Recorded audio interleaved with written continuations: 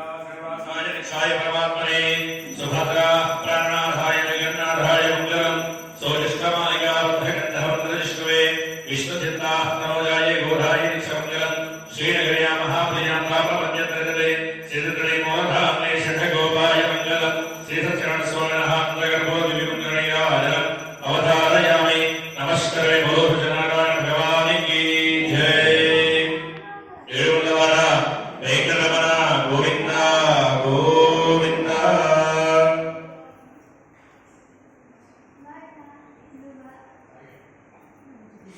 మరి అక్షతలు తీసుకోవాలి, మీ పైన వాళ్ళు తీసుకోండి.